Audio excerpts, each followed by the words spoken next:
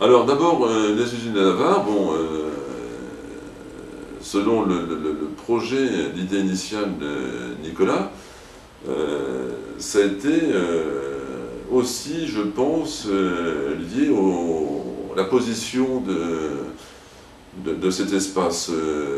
Géographiquement, c'est très intéressant puisque ça vient un petit peu à la pointe d'un quartier. Ça ouvre sur un espace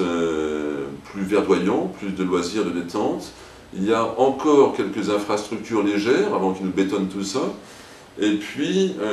il y a déjà comme... ça introduit déjà une espèce d'idéologie artistique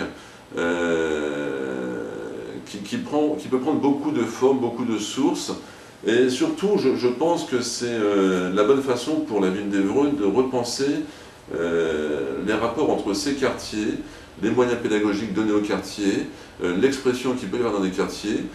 tout ce qui peut venir d'une jeunesse en dehors du formatage et des tentations créativo, poète et autres, ou au contraire,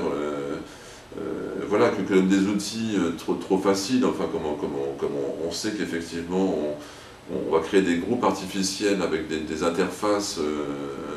à 2-3 boutons et quelques fonctions, et que la création, le processus s'arrêterait là. Enfin, ça me paraît extrêmement court, et sans même qu'on puisse interroger l'histoire de l'art, ou même que l'individu puisse interroger sa propre histoire de l'art dans l'histoire de l'art, enfin tout ce qui normalement fait qu'un individu existe réellement dans une société. Donc je pense qu'effectivement l'usine de Navarre est plus qu'un symbole, c'est vraiment un espace formidable pour un espace culturel. Enfin, n'importe quel politicien devrait s'en rendre compte immédiatement, enfin, même n'importe quel décideur culturel, ça saute aux yeux, quoi. C'est évident que cet espace-là est désigné, je ne veux pas dire par nature, parce que c'est une phraséologie du pouvoir, mais en tout cas, par tout ce que ça semble pouvoir rassembler, avec ces façades hein, qui sont comme un décor de cinéma. C'est évident que l'attention psychique qu'on peut porter à ces lieux n'est pas neutre et déjà honorant pour la ville et pour ceux qui y ont travaillé, quoi. Par espace culturel, je dois dire que c'est une notion que j'ai beaucoup travaillé, également en compagnie de Nicolas, lorsqu'il a amené son projet dans la suite de son travail photographique qui était en partie, qui tenait en partie de ce qu'on pourrait appeler un relevé iconographique d'un état des choses dans un lieu qui portait une mémoire en partie enfouie et qui laissait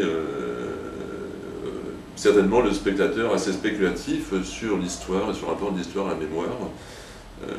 Et cette spéculation était tout à fait intéressante, qu'il puisse y avoir un prolongement imaginaire dans l'actualisation de la condition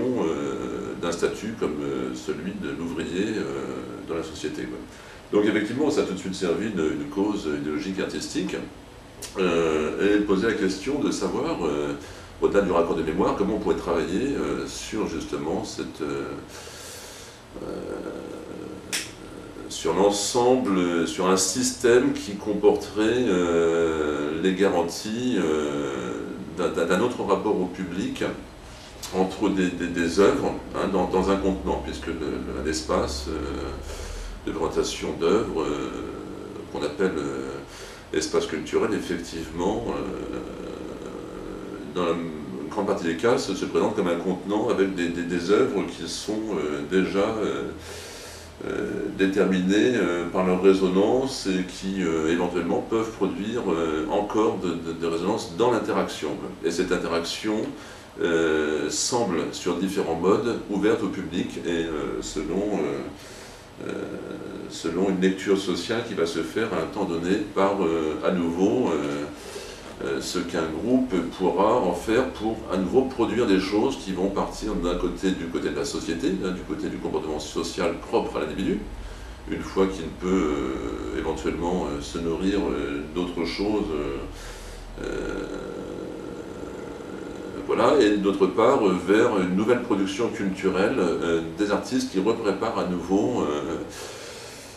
le réamorçage de cette dynamique. Alors on peut effectivement considérer qu'il s'agit bien là d'une forme, enfin de forme essentielle de construction sociale. Et quand on discute effectivement avec des acteurs de l'art sur le terrain, on comprend très rapidement qu'il y a un déficit, un déficit important au niveau des espaces alternatifs, hein, c'est-à-dire espaces de vie et espaces d'art. Et la ville d'Évreux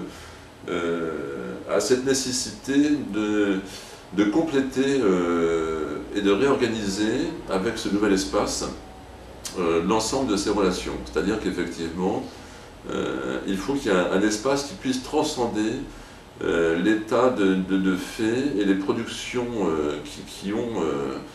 un petit peu leur enclave naturelle, de par l'immersion qui est faite dans le travail par ceux qui construisent et vivent leurs expériences, pour ensuite les donner à voir. Et se donner à voir est pris dans un processus qu'on pourrait effectivement considérer comme une espèce de bande et sur laquelle on aurait une liberté à revenir d'une étape à une autre pour à chaque fois recréer une articulation entre les étapes. Et donc on comprend bien que là on a une modélisation d'un dispositif qu'il est nécessaire dans un espace urbain d'utiliser vraiment avec beaucoup de cohérence et de finesse par rapport aux productions locales d'une part, des artistes qui sont dans cette région, et par rapport aux réceptions des publics d'autre part. Après que cet espace culturel puisse avoir une conceptualisation permanente en fonction de l'environnement et de ce qu'il va susciter dans l'environnement et des retours qu'il puisse avoir. On comprend bien qu'il faudra qu'il instaure aussi ses propres ruptures, c'est-à-dire qu'il n'aille pas dans une facilité de continuité au bout d'un certain temps que des manières de faire se seront généralisées. C'est-à-dire qu'il faudra ressortir d'un système pour qu'il n'y ait pas une séparation entre le public réel et le public imaginaire, entre l'artiste réel et l'artiste imaginaire. C'est-à-dire que la réalisation doit pouvoir toujours retrouver une place et chercher une place dans la construction sociale. C'est en tout cas une des fonctions anthropologiques de l'art, c'est ce qu'essayent de faire les sociologues de l'art, mais c'est encore ce qui est bien trop fait dans un rapport de théorie et de pratique tel qu'on le reçoit